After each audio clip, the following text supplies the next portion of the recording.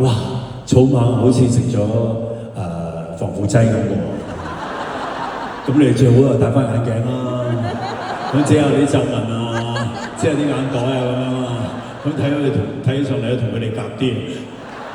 唔會啦，你都後生啦你。學友咧就成日都話咧，我都曾經好後生嘅。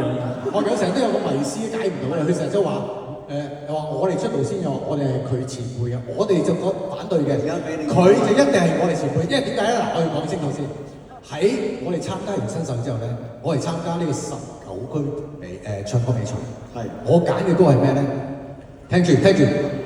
未明白為何是世上人偏喜歡取笑我的夢。張學友先生嘅《造夢者》，即係話你已經出咗唱片，我哋去參加比賽唱你嘅歌，咁點會我哋係先過嚟？我哋咧係85年參加新秀嘅，你請問幾多年參加新秀？新秀其實我係83年參加。你83年咪咯，你咪前得83。但係我唔得嗰陣時。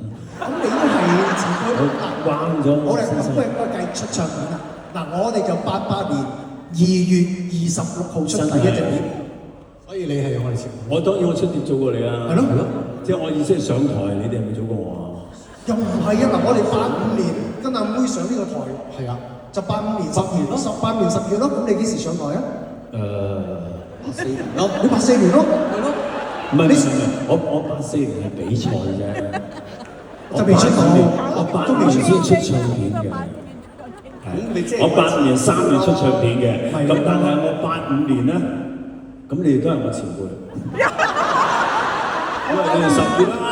我85年7月先參加比賽，你上次同我寫書過我啊嘛。都唔係咯。